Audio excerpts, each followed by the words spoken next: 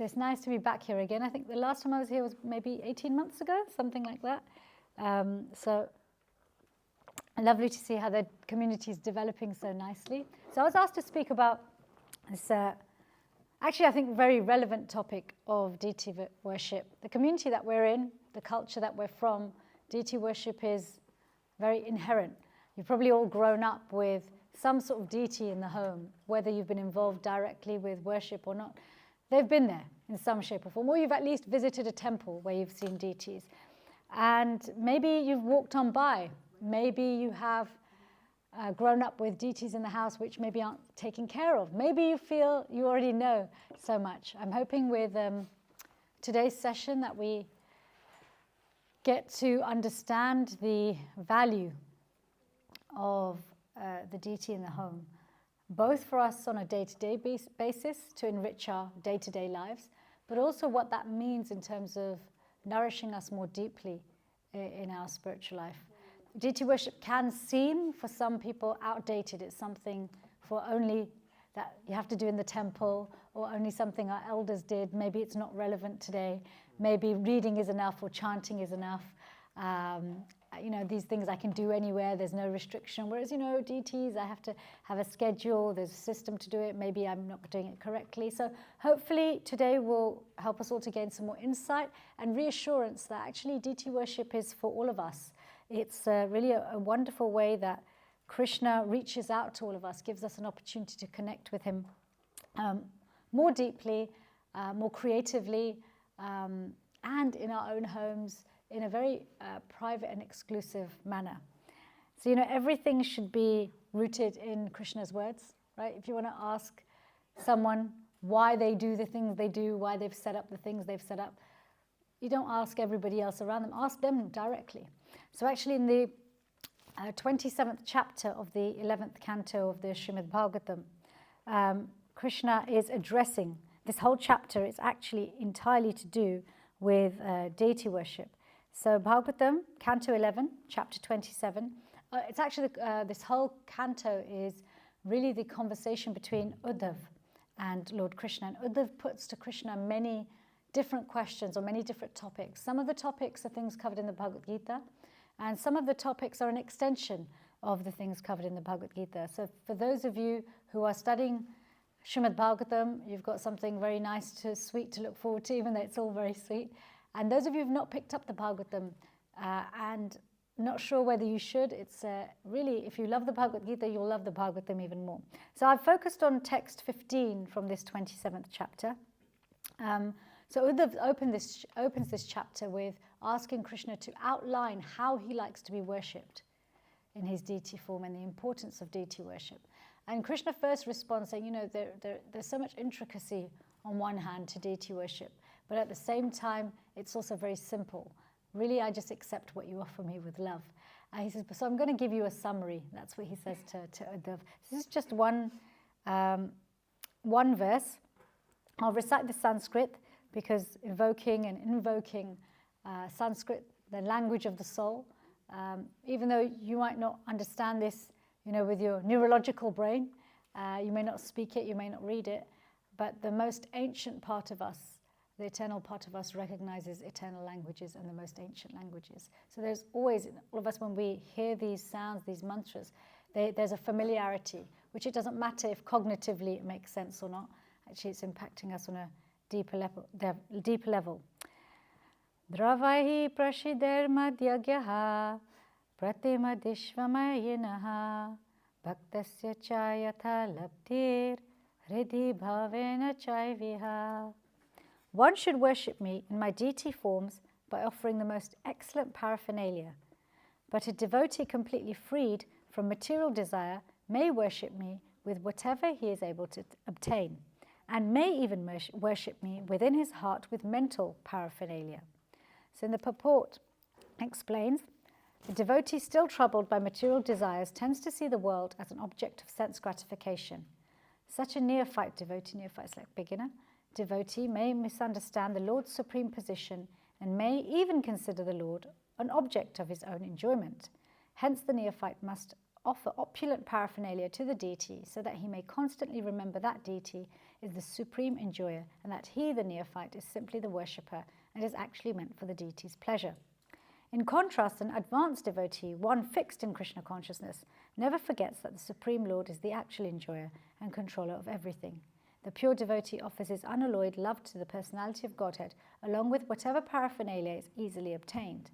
A Krishna-conscious devotee does not waver in his devotion to Lord Krishna, and even with the simplest offering, he completely satisfies the personality of Godhead. Now, sometimes when people hear this word worship, it might make you feel uncomfortable. Like it feels unnatural to worship, to revere, to adore. But it's so natural. Every single one of us in this room has done it and is probably still doing. We have it within our nature, our human nature and our divine nature. It's present there for us to offer our adoration, offer our respect, and use those as a medium to form a relationship with someone that we really admire.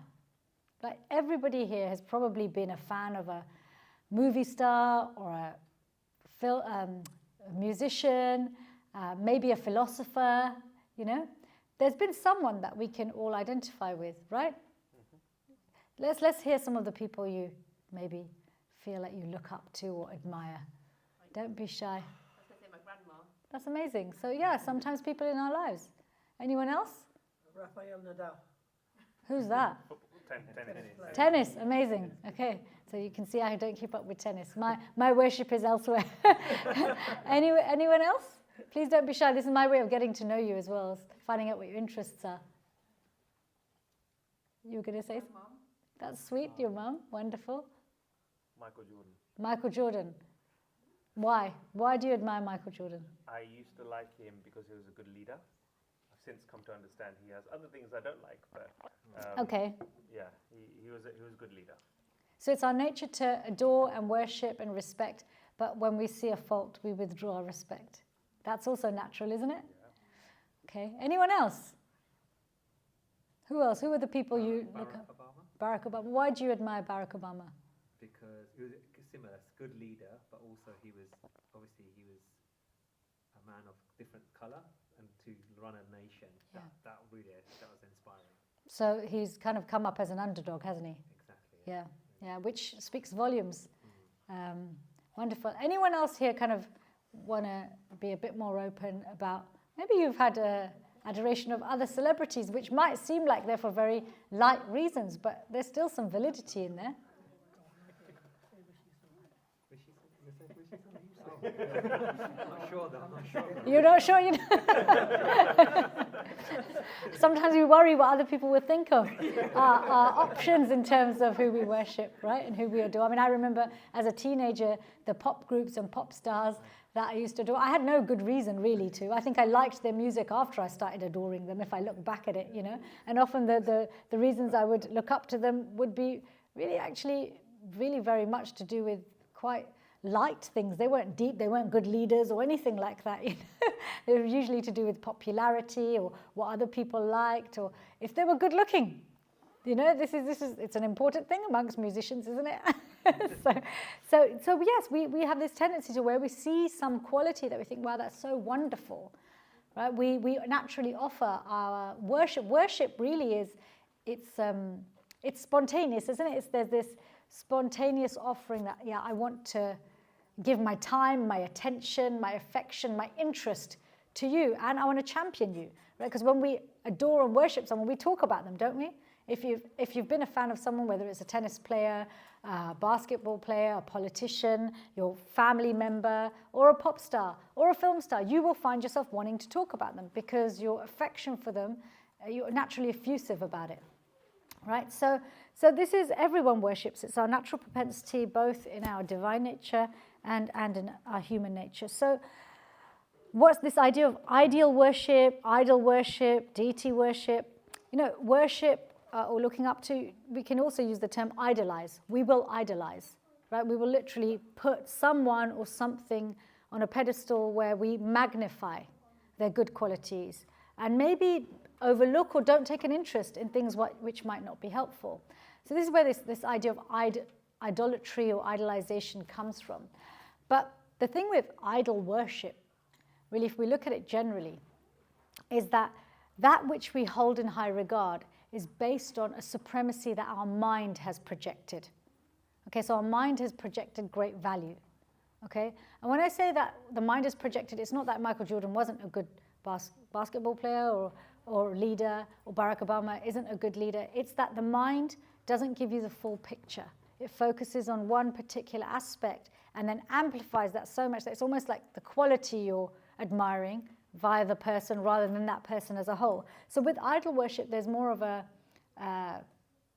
bias is more towards the mind's projection. The supremacy isn't absolute. It's not holistic, it's not complete, it's relative. Does that make sense? And so in this way, anything can become an idol to us, right? There was a program that used to be called Pop Idols, right, or Pop Idol. This term idol is but deity on the other hand is something really quite different. Deity is, when we're particularly talking about where the supremacy or the quality is absolute, okay? And not just absolute, but complete. So when we look at, for example, the deity or the form of the Lord, of God, it's going to be absolute and it's going to be complete because God is complete and God is absolute. It's not that, oh, because I like one quality, the others don't exist. All the qualities are there in full. And not just in full, but in unlimited amounts. It's just we may be aware of one or two because of our limited vision, rather than we're amplifying one or two. Does that make sense? And also there's other things that I want to go on to which, really set apart the deity from just any ordinary kind of object that we might decide to give more reverence to or more power to. And really this whole idea of worship, where we place our worship, is so important to understand because it's powerful. All right, because where we place our worship, that person or theology or ideology or whatever it is we've placed our worship in has an extreme, immense power to shape our lives, to shape our desires, to shape our goals, and to shape our identity. But it's also dangerous because if our worship is misplaced, then so will our desires, and we may end up with a future that we didn't really want. So it's both powerful but also dangerous because actually ultimately what we worship is what we get.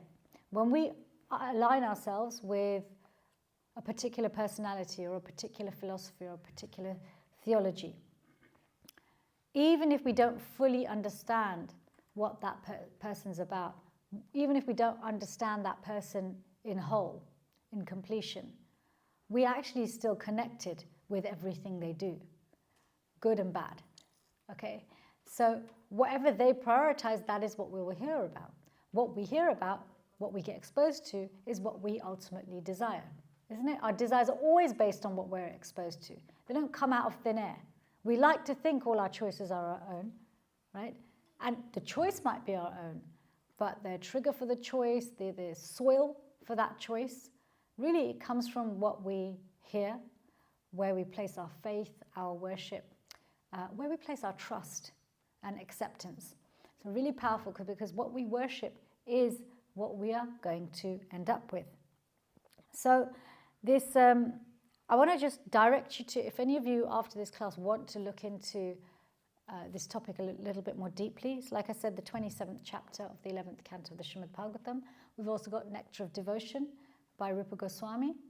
And we've also got a book compiled by some of Srila Prabhupada's disciples who are in charge of our DT ministry called the Pancharatra Pradeep. And it's an orange book. You can also get it as a PDF. It's very detailed. I would say it's more for those who really want to understand the intricacies of deity worship. But coming back to the Nectar of Devotion, I know in this particular group you're studying the 5 most important aspects of spiritual life. So deity worship is one of them. And in the Nectar of Devotion, there are 64 principles of devotional life. And deity worship actually, almost half of the principles of spiritual life relate somehow or another to deity worship. So it really is very central, and it's even more central for those who are householders. Okay, deity is a powerful way for us to turn our home into a temple. Okay, turn our home into a temple. I want to ask you, what is the difference generally that people would say is that what differences are there between the temple and the home? What would you consider are different? And first of all, let's start with what is a temple? Place of worship. Place of worship. Can the home be a place of worship? Yep. Can the home have a place of worship? Yes. What else? How else would you describe a temple? It's an open place for anybody to come to. It's open, okay. Open place for people to come to do what? To offer their worship, same To offer their worship, okay. respect. The temple follows particular standards, whereas at home that standard can be adjusted according to one's level of practice. Okay. And temples also adjust their standards depending on their congregation, depending on their how many monks they have and who's available. So with the temple, there's a little bit more strictness around how things are done, of course, because it's the hub of the spiritual hub of the community. What else? What else is a temple for? Other than worship, what else happens in a temple? Serenity. Congregation, serenity. Do you want to say more about congregation? Yeah, like here we've got together and do kirtan and stuff, so it's just an opportunity for people with like-minded or ideas about worshipping coming together. Can that happen in the home? Yes. Yes. Okay. So is there anything that happens in the temple that can't happen at home? What's your name? Ritik. Nice to meet you, Ritik. All the time. Oh, wow. Okay, so something that can't happen at home but can happen in the temple is kirtan all the time, 24/7. Would you like that in your home? Are these your parents next to you? Is your father? So actually, it's interesting you say that. So not all temples have kirtan 24/7, but yes, you're right. There is a lot of kirtan in the temple. I guess everybody who's there, who's staying there, who visits, goes with this very specific purpose of I'm there to, to connect with Krishna. But in Vrindavan, Vrindavan is the place where Krishna was born. He had his pastimes there. I know of one family, at least one family, but this is the family I know of, there's 5 of them, and they've taken a vow where in their home there's kirtan 24/7, and anybody who crosses their threshold, they feed them. I know this because they still do it to this day, but 23 years ago, when we were crossing their threshold, there were 1,000 of us on pilgrimage. And we went with Radhanath Swami, and he was telling us how this family, he'd visited them before to say to them, look, there's 1,000 of us crossing your threshold. There's 5 of you, you don't need to feed us. And they said, no, we've taken this vow, it's an offering to Krishna, we're going to do it. And he really tried to persuade them. And they said, no, please let us serve the Vaishnavas. They said, okay, we'll do a little bit. We'll do sabji and roti. So Maharaj said, okay. And they said, and a sweet. And, when you're on pilgrimage like that with 1,000 of you, everything takes a little longer. So by the time we actually got to their place, it was very late at night. It was between 10 and 11 o'clock. And, these are Brajabasis. They wake up early in the morning to worship. They wake up at like 3:30 in the morning to make Mangal Arati. But when we got there, the sweetness of these 5 individuals, they didn't let any of us 1,000 people serve. They had these carts with literally towers of chapatis, all still soft. None of them had become hard. They were all warm. They had massive pots full of sabji and massive pots full of halwa. They'd been cooking all day. Those 5 people served all of us. It was the quickest prasadam queue I've ever been through. Okay, you'd think that with 1,000 of us and only 5 people serving, that it would take a long time. It was quick. And that prasadam was out of this world. And they still do kirtan 24/7. Because they take it in turns. And this is the thing with kirtan and devotional service, it enlivens you on a level which is beyond biology. It's beyond psychology. Now, that's not that we neglect the body and the mind, but it gives you a different type of energy. So actually, the home can be a place for 24-hour kirtan. It's just whether you want to do it or not. Anything else? Do you think there's anything that can happen in the temple that doesn't happen at home? Escape. You can't escape at home? Who lives with him? I can't lie in front of God, but yeah, I'm here to escape from her. Okay. Hold that thought. Okay. Anyone else? I was just going to say the ceremony by which the Lord's presence is invoked into the deity doesn't always happen Prana Pratishtha. in people's homes, but is it a requirement in the temple? It's interesting, in this chapter, Krishna goes into that, but he talks about the movable deity and the fixed deity. And he also talks about the deity in the mind. So yeah, you have the fixed deity and the movable deity. So the fixed deity does need to be installed, this Pran Pratishtha. It's both a ceremony invoked by mantras, but actually, Pran Pratishtha, do you know what that means? Pran is, and Pratishtha? Establish, right? So establishing the life force of the Lord in the deity, right? So what's going to invite someone? When you invite someone, what's the most important thing to them? I knew you were going to say that. Well, we do offer a lot of preps for Krishna to eat.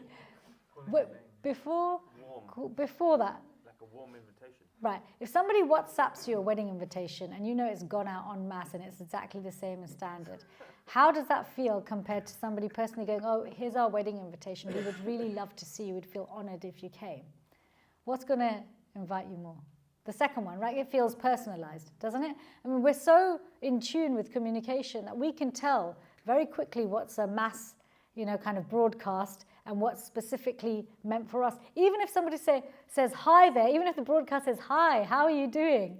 Even that, what might sound personal. So this Pran Pratishtha, speaking to your question, is yes, in the temple, all the different standards, the ceremonies, the mantras, yes, they're revoked. Because in the temple, it's a given that these deities are going to be worshipped to a particular standard that the temple and all of its pujaris adhere to for all of time, as long as it can proceed.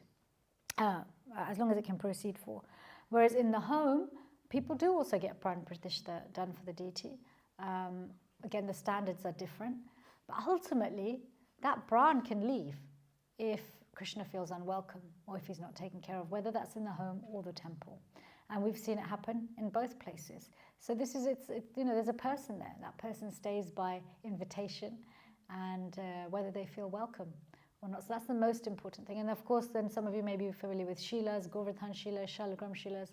They are, actually there's a verse in this 27th chapter which talks about in the different forms that the deity can take, and one of them is jewels. So shalagrams are seen almost like the jewel form of the Lord. They may not look like rubies and emeralds and diamonds, but they are, they carry a transcendental energy rather than the energies of healing crystals. It's something even more potent. Anything else that you can do in the temple that you can't do in the home, or something you can do in the home that you can't do in the temple? Arti. On time in the temple. Okay, but can that happen at home? Not at time. No, it can't. Why?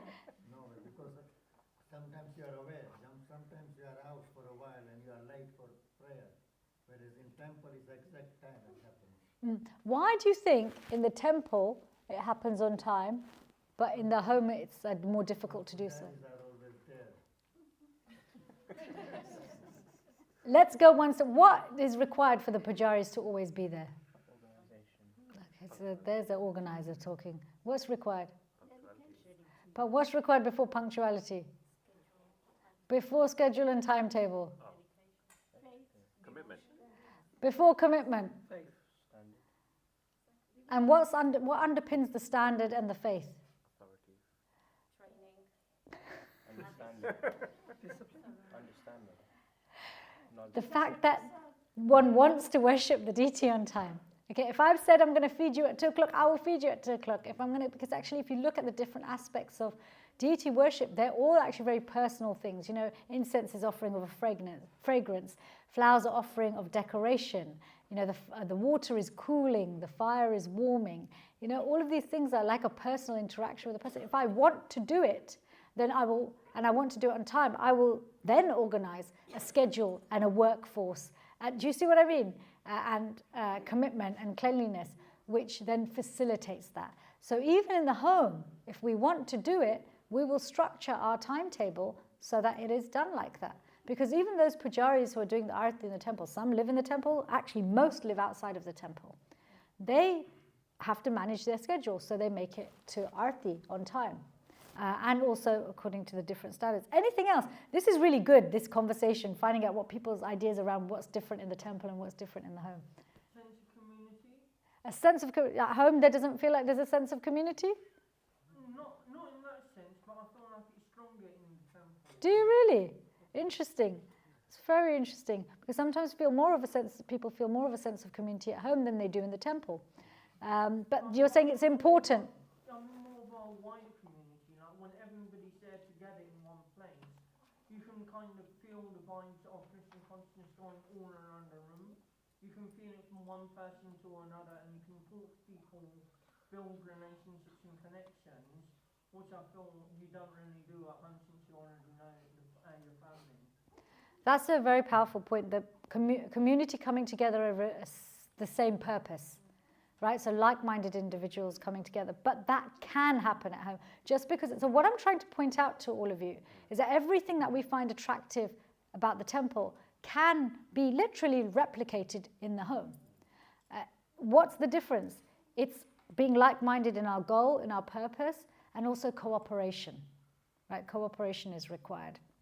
Anyway, we will come back to how we can turn the home into a sacred space so that we don't feel like we have to escape it. But you're right, a sacred space does feel like an escape. I wanted to give you some analogy, of the deity. Just because analogies do help us to really see something that may not seem logical. Sometimes people have questions that, well, hang on, if God is everywhere, why do we need a deity to worship him? Okay, and really, God is immaterial. Why are we using a material object to worship God? These questions arise, isn't it? Or maybe this particular form isn't so attractive to me. I prefer this other form. So let's first of all, there's two aspects to the deity. One is that the deity is non-different to Krishna. So if God is everywhere, then God is also in the form of him, right? You can't say he's everywhere but not in the form of him. Right? So if he's everywhere, then he's also in any form of him. But also the deity is a medium. Now, as it explains in this verse, for one who is still very much on this human platform, they haven't yet developed the ability to see beyond. The deity behaves more as a medium through which our senses can perceive that which they don't usually perceive. For example, can you see the stars, like the structure of the stars, the detail of the stars with your naked eye? No, the most we can see is a twinkle. Isn't it? Not enough to even identify which exact star it is. So what do you need? A telescope, right? Has anybody ever looked up at a night sky with a telescope? Any astronomers here? Anyone interested by all that? Many years ago? What did you see? I tried to look for a couple of stars according to the book that I had and saw some detail, but I realized that the apparatus I had was a bit cheap. Okay. Didn't look like it. Yeah. Was it a Christmas present? I mean, Okay. I don't want to say. You don't want to say, okay. All right, we won't go there. Okay. So, so the telescope brings the star closer to us, not materially, but by giving us a lens through which we can experience the star as it is, right? So the lens becomes the medium for us to see that star or planet. So for one who's still very much like I experience, one's feeling like I experience Krishna, his devotees, the process of devotional service, very much through my 5 working senses and day-to-day life, which is most people for a lot of their spiritual life. The deity acts as a medium, Srila Prabhupada explains, through which we can perceive and offer our love, our worship, our care, affection, our prayers, our worries, our desires to someone in a way that we are able to perceive. Okay?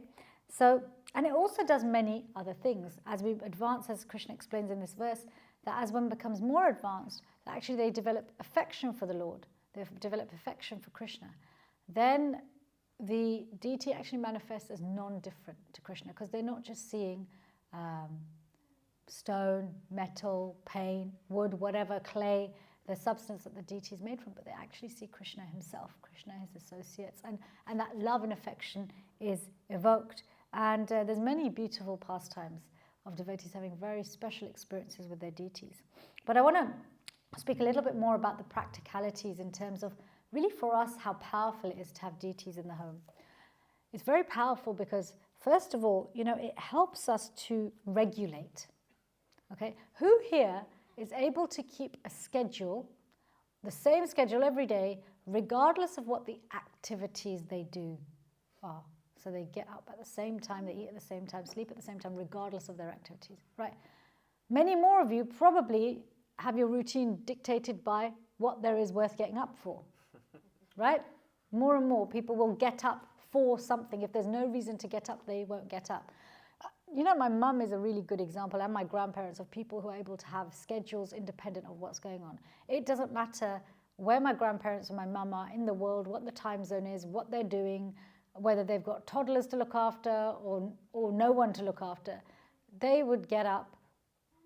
They do get up. Well, not my grandparents, but my mum's still alive and well. 4:30, 5 o'clock every day, regardless, and goes to bed by 9:30. I mean, she's like clockwork, to a point where if you're having a conversation with her at 5 to 9, come 1 minute past 9, she will sit and fall asleep. Literally, that she will listen and she'll go, okay, I think I need to go to bed. Her body's already starting to shut down.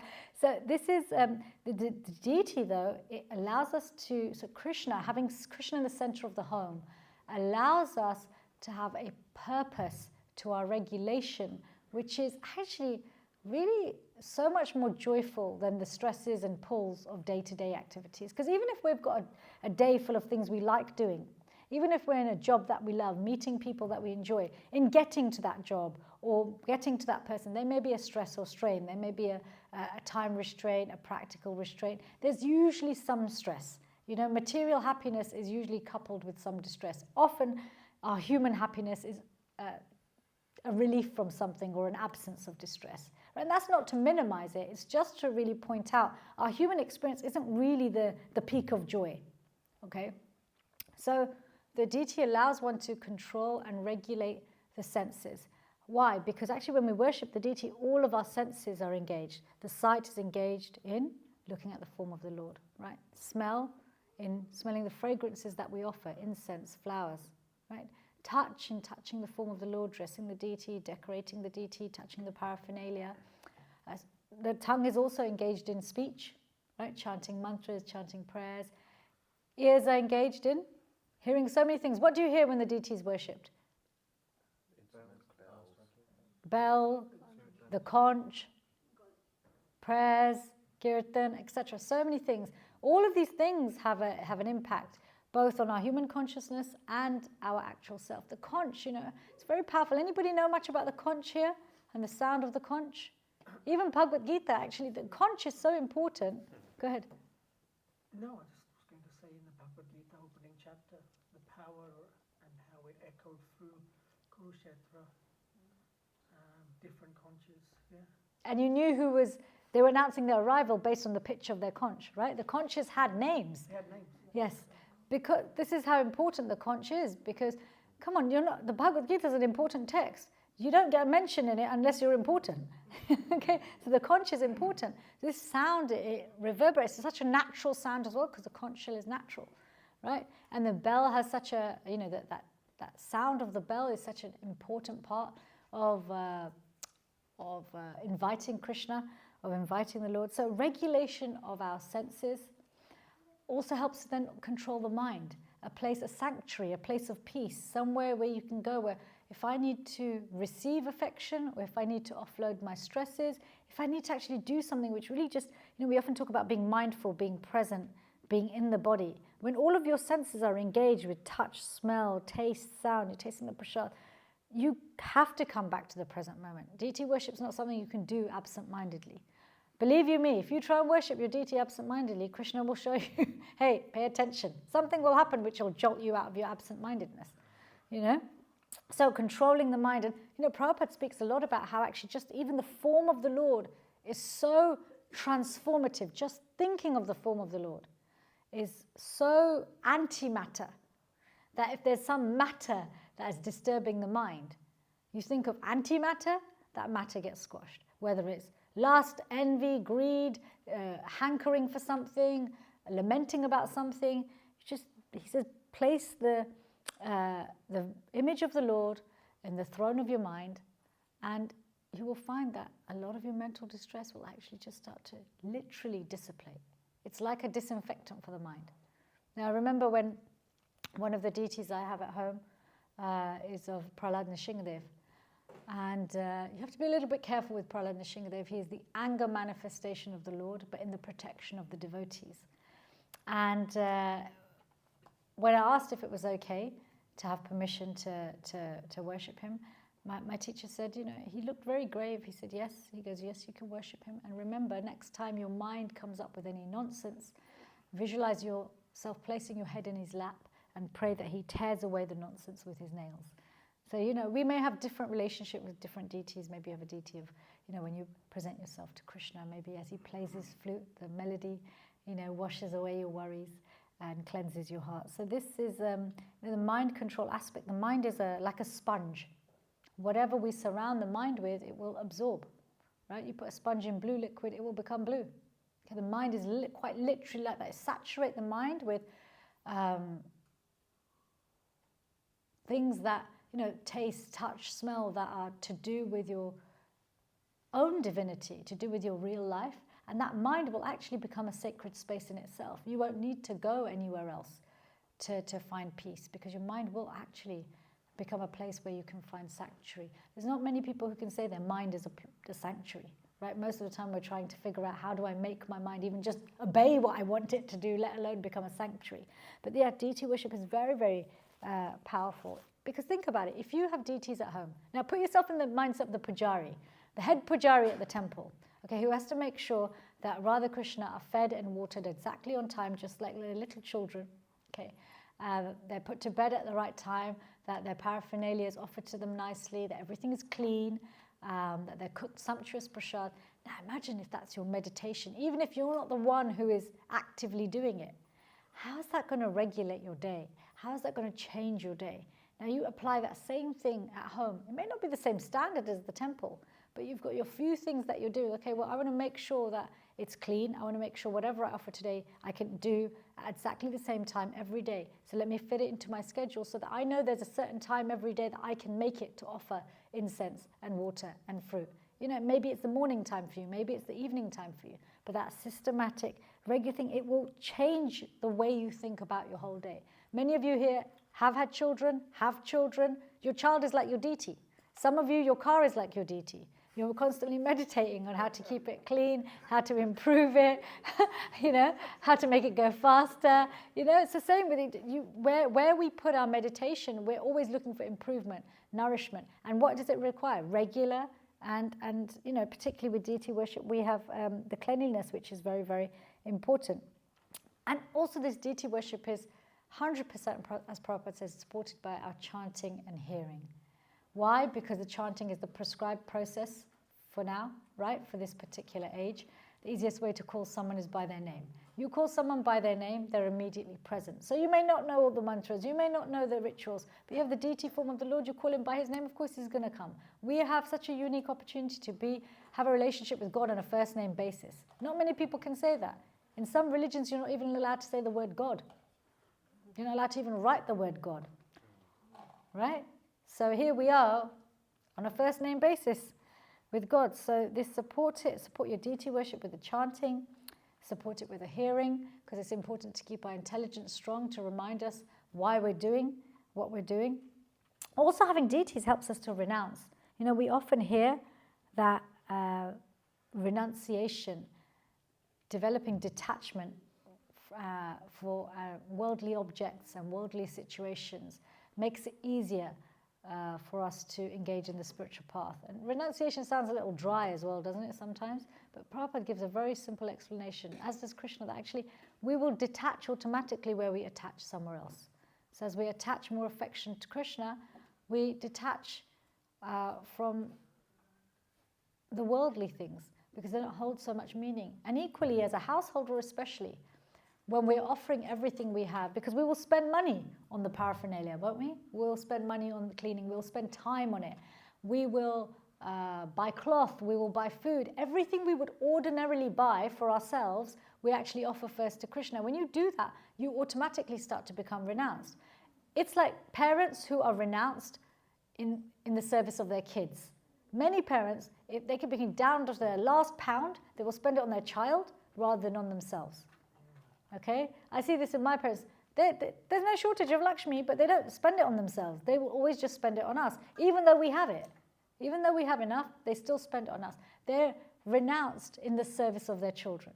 So we want to become renounced in the service of Krishna. It becomes very easy because as a householder, everything we do, we actually, in the temple, the same things go on. Even in the temple, there's someone who takes care of the plumbing, the electricity, the heating, the cleaning, the cooking.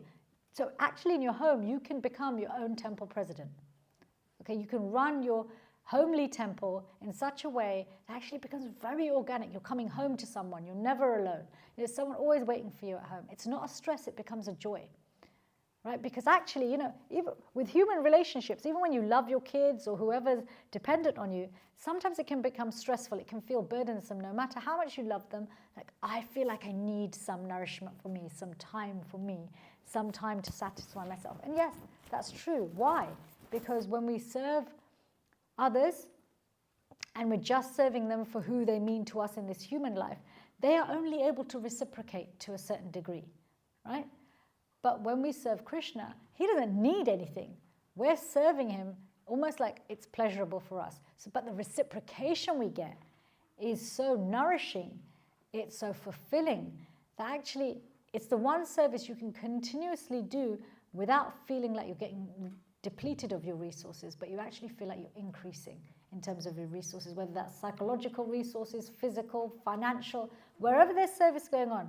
Believe you me, there is never any shortage. I've been to and run so many programs where more guests will arrive than we've planned to cook for, but prasadam doesn't run out, or someone turns up with an extra prep, or you're running out of bhoga, somehow someone donates exactly what you need. Sometimes I was thinking, I need some more flowers for Krishna. 5 minutes later, someone will knock on my door and there'll be flowers. It's just amazing. There's no. This is the thing. It's when we're connected to something beyond the limitations of humanity, then we are also connected to those resources and that joy and that magic. And one thing I really want, if there's something I want you to all take home, remember these 3 A's, okay? Regular attention, okay? Regular attention on Krishna, on the deity, will inevitably mean you will develop affection. We develop affection for anything and everything that we give regular attention to. It's automatic, okay? And as this relationship forms, that affection becomes attachment. Then all of these things that feel like, gosh, seems like it would be really hard to do kirtan at home. It seems like it would be really hard to offer something every day. It seems like it would be really hard to be on time. It seems like it would be really hard to create a space. Actually, you start doing those things and it becomes easier and easier. And you'll have resources that you didn't think you'd get. Because as we use what we have, then we're given even more. This is the magic of spiritual life. Right? It's just like at work. When you do your best with what you've been given, the responsibility, don't you get a promotion? Right? So, okay, we'll give you more responsibility and more pay. So actually Krishna does the same. The more he feels cared for, the more present he is, and the more he gives, and the more he's present in our lives. And then you will stop. That day will come when you will see Krishna on the altar as he is, for who he is, engaged in his pastimes. So this question of ideal worship or idol worship is where we worship the absolute, the complete, without any projection from our mental speculation, right? Whereas idol worship is where we've just projected our idea, our conditioning of what's important.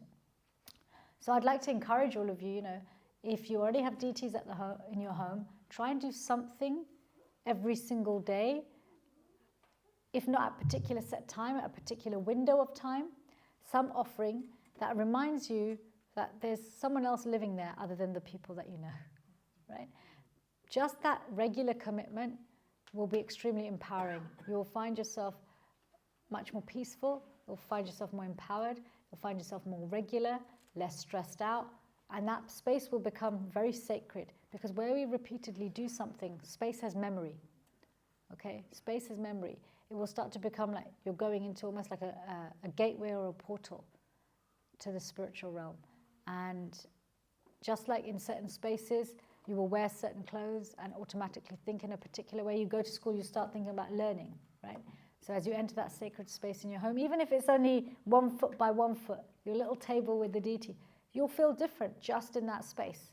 It's literally like you can't mix oil and water, so you can't mix the spiritual with the human. It becomes this like little bubble, transcendental, sacred bubble. You start doing that. And those of you who are already doing some deity worship, see what else you can do. Maybe you can't do more in quantity, but maybe you can do more in quality. Yeah? Maybe you can be more attentive, maybe you can be more careful, maybe you can be more regular. But yeah, please, if you have deities in the home, don't just let them sit there collecting dust. They're not mere statues. They're only mere statues if you have no relationship with them. And ultimately, he's always watching. So he knows what we have in the heart. Any questions from any of you or comments? First was regular attention. Yeah, so attention. So it's 3 A's. Regular attention leads to affection, which leads to attachment. And attachment is beyond. This is what Krishna is talking about in this verse, that those who are my pure devotees are attached. They're not, they'll do the rules and regulations, but not because they're rules. Just like a mother will look after her child properly, not because a book's told her to, even though the book might say exactly the same standard she's doing, but she's doing it because that's what her child needs, right? So this attachment, he says, those who are attached to me, it's not so much the paraphernalia, but their affection that they're offering. And he says in the Bhagavad Gita, one who offers me a fruit, flower, leaf or water with love and affection, I'll accept it. That's our secret ingredient. That's one thing everybody has. No matter what karma you've come into this world with, no matter what obstacles you have, we all have the ability to love and to give affection. Any questions or comments? Anybody have any doubts about what I've said? Anybody want to challenge me? I was just thinking, sometimes when I do something regularly, things happen that kind of stop me from keeping that up, whether it's work or family, and then I stop, kind of not putting off the role I was on. So do you just kind of like brush it off and then start again from the beginning? So if you've already made a commitment and that's your base minimum, then yeah, you do your best to get back to where you were at. I would say also, this is the thing about a base minimum. Set yourself a base minimum which you know you can do no matter what your work circumstances are, home circumstances are. And that way, if you're doing extra, that's great, but at least the base minimum gets done. The other thing is, try to, especially if you've been practicing for some time, you can also incorporate manseva. Like sometimes people are not able to get to the deity or they're traveling, so then they can do the puja in their mind. So you can also do that. Prabhupada says even if one is a beginner, they can do some manseva, but it may just be a little bit harder to control the mind. But there's no harm in doing that, especially if you've been practicing. Okay. Anyone else? Simon? How do we get over the mindset that a deity that has undergone the Pran-pratishtha ceremony is more worthy of worship than one that hasn't? Why is your mindset like that? Ask yourself that first. Why is it like that? Like, what is it that you have to gain by thinking like that? Right? We hear about the mindset of the Kanishta, the beginner devotee, right? Kanishta means, Nishta is steadiness, so Kanishta means without steadiness. So somebody who's unsteady in their relationship with the Lord, unsteady in their practice, unsteady in their faith. One of the advantages for that kind of mindset to say that the temple deity is where Krishna is, right? Maybe he's only in my temple, he's not in any, this is the mindset, right? Only in this temple, or this is where I feel most connected. Is that at least there's one place where the affection can be concentrated. Okay, because one doesn't have the ability to have that consistency everywhere. The downside of that is then you miss out on the other opportunities. So how do we develop, what you're asking me is how do we develop the maturity to see that Krishna is in every deity and actually everywhere and in everyone. This comes with time. This is a natural consequence of, just like a mango that ripens goes from green to orange. You can say, how does the mango go from green to orange? Yeah, okay, there might be some molecular science around it, but actually it happens with time, right? Repeatedly leaving it in a warm place, the sun will ripen it.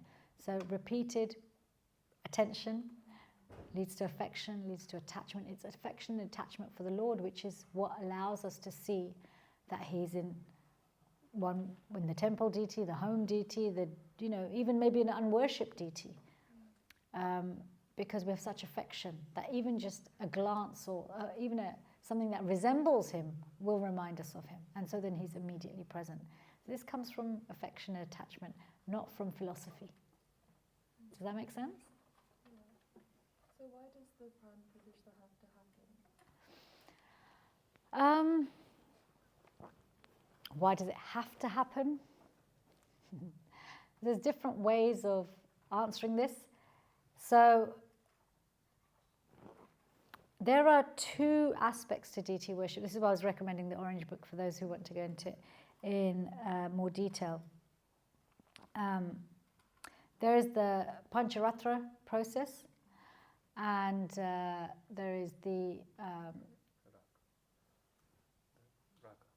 raga, which is the Bhagavata process, right? So the Pancharatrika process really is about establishing the relationship with God as supreme. So it's awe and reverence, right? It's like you look at the first 9 cantos of Bhagavatam. They're there to really, for us, understand, wow, Krishna's amazing.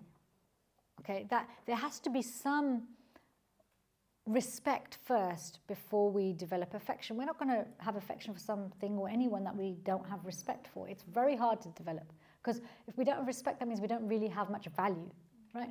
So the Pancharatra process, like Prabhupada would describe how we actually, all the deity worship you see is, we're worshipping Radha Krishna, which is raga, okay? But we're following the ceremonies and mantras of Pancharatra, because the devotee also needs to be able to understand the magnificence and the omnipresence and the omnipotency of God, as Lakshmi Narayan. So it's almost like the worship's like Lakshmi Narayan, but the affections for Radha Krishna. Does that make sense? So in the temple, all the ceremonies and rituals have to happen as the Pancharatrika process, because remember, it's open to the public. So even if the pujari has raga and deep affection for Radha Krishna, the visitors won't. The visitors need to, see that, wow, this is a magnificent person who's being awed and revered, and he's so wonderful, and I hear these amazing pastimes between the deity and the pujari. This is out of this world. Now, can you imagine if there was no pran pratishtha ceremony, nothing was on schedule, it wasn't clean, and you left it to the pujaris to just do it based on what their feelings were? Now, if they were mature devotees with great attachment to the Lord, wonderful. But if it's mixed, then sometimes it'll be clean, sometimes it'll be a nice offering, sometimes they'll be dressed nicely, sometimes it'd be so inconsistent that those who are still raw in their Krishna consciousness, they'll come and they may even get put off. Does that make sense? Like, what kind of temple is this? So it has to happen both for our benefit and for other people's benefit. Krishna doesn't gain anything extra. He doesn't even need the ceremony to come. What he needs is the calling of our hearts, right? We call him, he comes. You just have to call his name once and he's there, based on your sincerity. This is the power of remembering Krishna and thinking of him. How long will it take us to become Krishna conscious? Arjun did it in 45 minutes. Right? He needed a 45-minute conversation. Parikshit Maharaj, 7 days. Maharaj Katvanga, 1 moment. Right? He's fighting in a war, and he's a great devotee of the Lord. And he wants to know, it's just finished, he wants to know how much longer do I have left to live, because he wants to fix his mind again back on the Lord. And he's told, you're going to leave in 1 moment. So he immediately fixes himself. Okay, just let's go. Right? This is actually, there was some verses I was reading yesterday from the 18th chapter of the first canto of the Bhagavatam, where it talks about actually someone who's spent their life cultivating their relationship with Krishna. Actually, they can immediately renounce, even if they've been very involved in worldly things, because it's like shifting a gear in a car. They know where they've got to go to next. Yeah? Is that okay? Does that explain why it has to happen? Why is there an emphasis on worshipping Gauranitai in our tradition? Nice And question. what's the difference between worshipping Radha Krishna versus Gauranitai? So, I've been talking about the kind of Pancharatra and the Raga thing. So this very much applies to Radha Krishna deities. There's when we were talking about what you worship is what you get. Also, the different forms of the Lord have got different moods. I talked about Prahlad Nrsingadev. The Lord comes in his form of the manifestation of anger in the protection of the devotee. And Radha Krishna are, the embodiment of love, divine service. But it comes with a lot of, there's a heavier responsibility where if you make mistakes, there's more likely to be a reaction. That's why those who've had twice initiation or Brahmin initiation or Brahmin Diksha are generally those who worship Radha Krishna. Whereas Gauranitai, that's the manifestation of Krishna and Balaram in their most merciful, actually Krishna, Balaram and Radharani, because Lord Chaitanya is Radharani and Krishna combined, in the most compassionate manifestation of God. Why? Because if you look at every age, whenever Krishna comes, what does he say? He says, I come to re-establish religious principles, to please the devotees and to annihilate the demons, right? Except in Kali Yuga. When he comes in Kali, he does not annihilate any demons with weapons, but he annihilates them with love. And so as Gauranitai, as Gauranga and Nityananda, so even the deity form is instilled with this mood that I take no offense. They take no offense. In fact, Prabhupada said that Gauranitai is so merciful, you can give them out on the street, and even if people just have them on their mantelpiece, on their shelf, and don't do anything, soon you'll see that things will change for them. And I've heard so many pastimes of devotees saying that actually somebody gave them Gauranitai as gifts. Their family ate meat, they didn't do any deity worship, they didn't know any philosophy or anything. And they just sat there on their shelf. And then maybe a year or so later, somebody comes along to their home, gives them some books. So they start to read the books.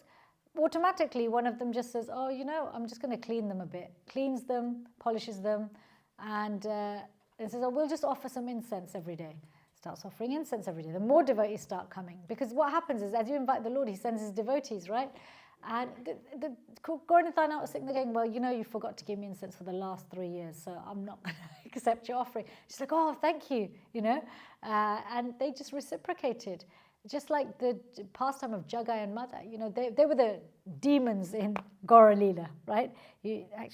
For the things that Jagai and Madai do, it's probably every other person we know these days does those things.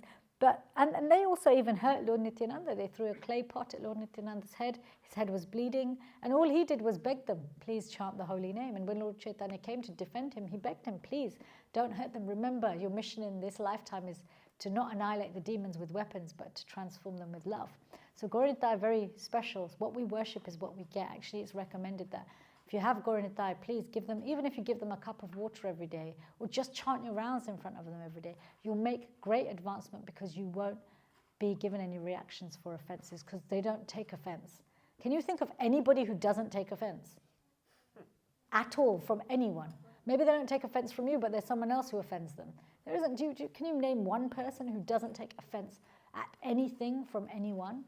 So now imagine that person in your home that they're like, I'll give you everything even when you give me nothing. Whereas Krishna is like, okay, I'm going to test you to see, how you're doing. So that's why generally gurus and Shiksha gurus, Diksha gurus generally don't encourage people to have Radha Krishna unless they can be very, clear and systematic. Now, if they're already in your home, then you should look after them. It's not that you say, oh, okay, hang on, this is going to be too hard, and actually it's better you take care of them. But if you're going to go and get deities, then better you start with Gauranitai. So we have Gauranitai here. You see, look at their arms are up. Their arms are up because they're receiving the mercy and they're distributing the mercy, and they're full of joy. When you think about even ordinary parties, when people get really excited, what do? They throw their hands up in the air. We can't help it. So like transcendentally, just throw your hands up in the air. You can't help it. It's like a give me everything and take everything, at the same time. So yeah, Gauranitai are very, very kind because we have within the two personalities, we actually have 3 personalities, and in their most merciful representations. Anyone else have any questions? or comments or challenges? Anybody still doubt?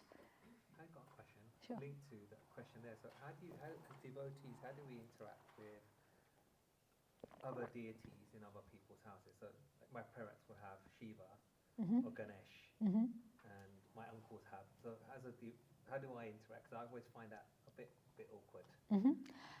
How do you interact with your distant relatives? With love and affection, right? Because they're dear to you, the people who are dear to you. So because who your parents or relatives or uncles and aunties worship are dear to them, you can be respectful. And they're also, these personalities are dear to Krishna. Remember, with every demigod, I mean, Lord Shiva is not a demigod. He's kind of, he's in his own tattva, Shiva tattva, and that's, I guess, another discussion for another time. But these personalities all have relationships with Krishna. And they also have dual function. They have their function in this material world, like Ganesh is a remover of obstacles. Lord Shiva, like I said, he's got many manifestations. But they also have that aspect of them as a Vaishnav, as a devotee. And remember, Ganesh was the scribe for Veda Vyas to write down the Vedas. Right? So he knows the knowledge in the Bhagavatam and he follows it. So these personalities, we don't have to approach them for material things. We can approach them for their devotional strength and their mercy. Just like with devotees. Devotees have other jobs, right? So like I'm a psychiatrist. You can come and see me as a patient, but if you come and ask me for spiritual guidance, you're going to evoke a different side of me. Does that make sense? Maybe you come for both, then you'll get both of those things. But there is never a reason to be disrespectful. In fact, actually, a standout quality of an advancing Vaishnava is they're not looking for a reason to criticize. They're always looking for a reason to glorify and respect.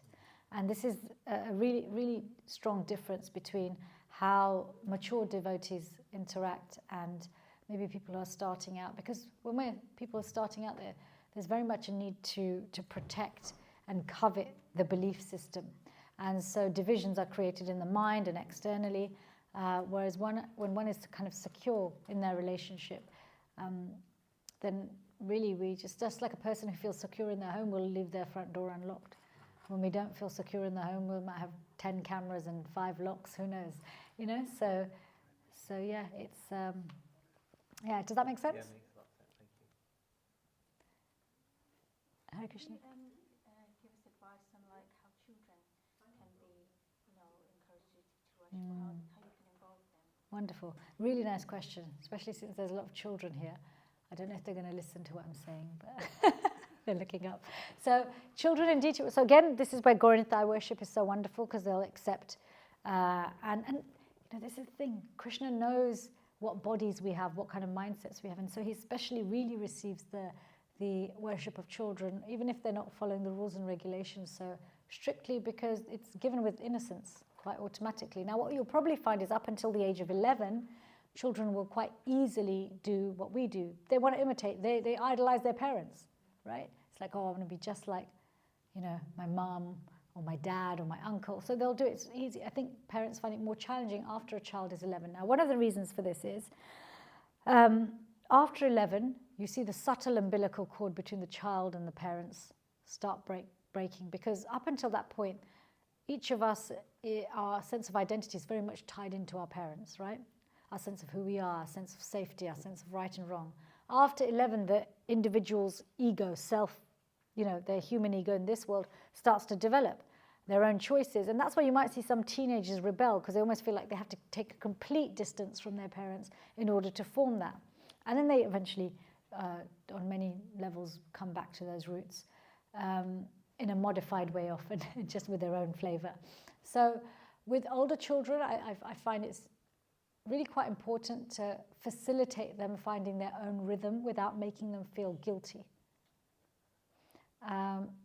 Because when children are made to feel guilty for their choices, the home and that relationship stops feeling like a safe place to open up. We're all like this. The minute someone starts making us feel guilty, we shut down, isn't it?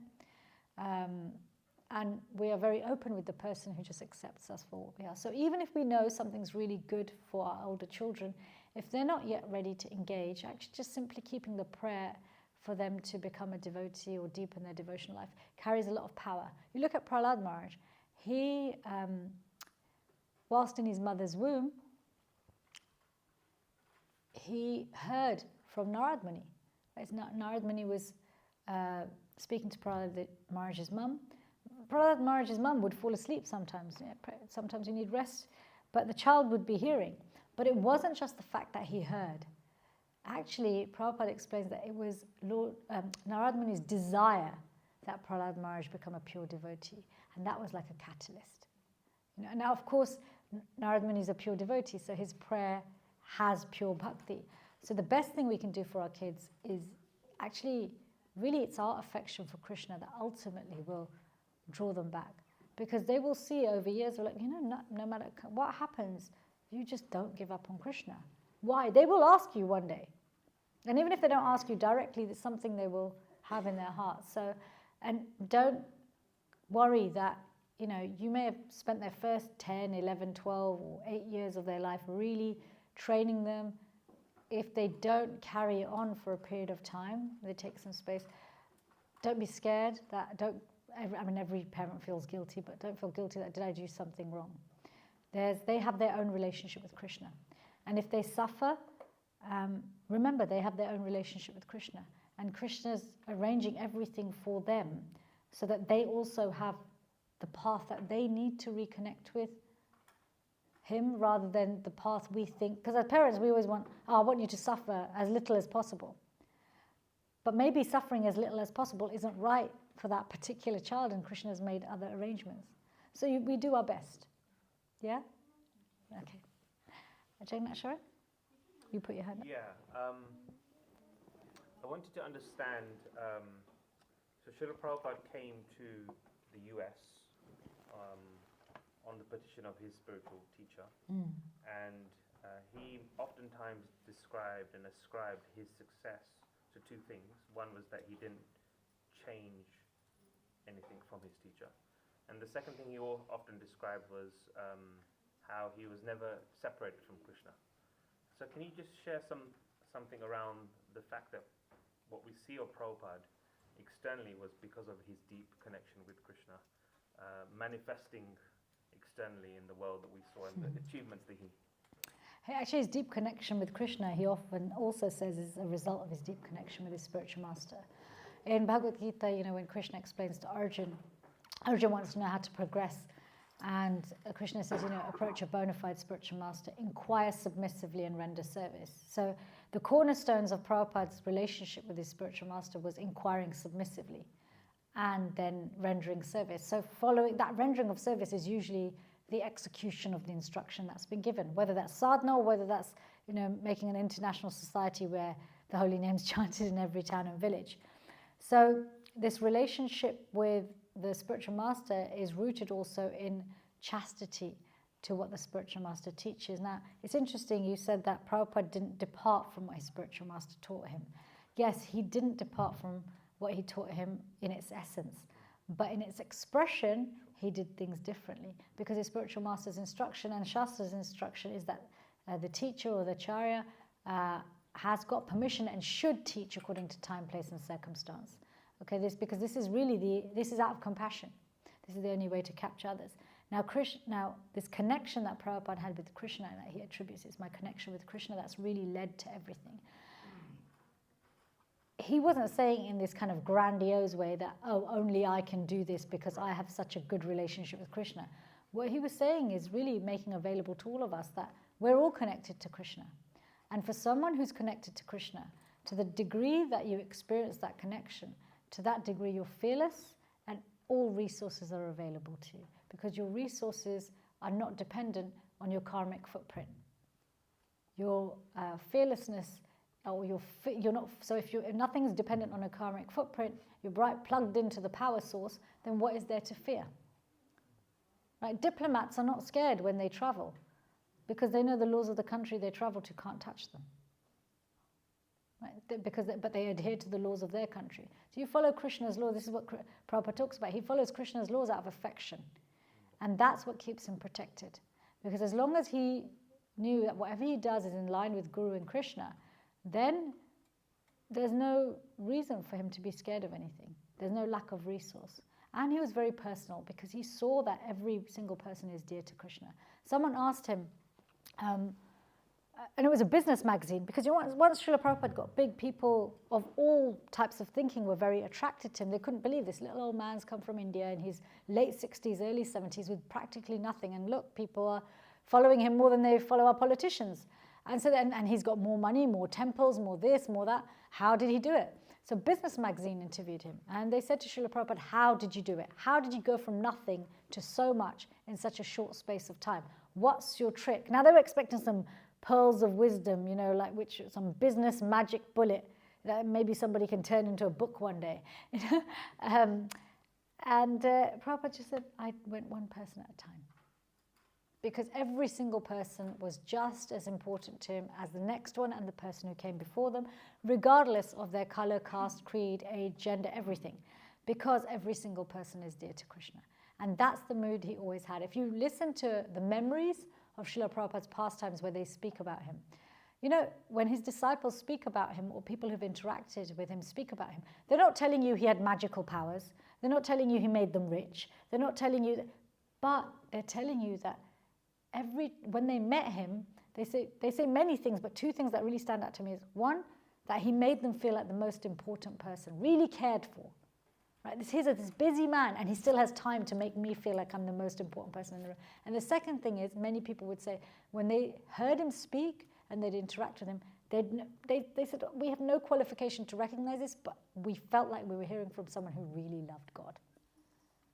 You know, and he would often interact and tell his disciples, you know, you are my spiritual master who's come here to assist me to make sure this instruction is fulfilled. And you're here as Lord Krishna's devotees for me to serve. So it's very, very humble. So I think it's important for us to understand actually what the heart is of a devotee who says that they're deeply connected to Krishna. This isn't grandiosity or arrogance. He didn't have anything to prove. Is that okay? I'm conscious of time. And I don't want you all to be hungry for too long. Do you want to stop there? Okay. Thank you so much, everyone. Hare Krishna.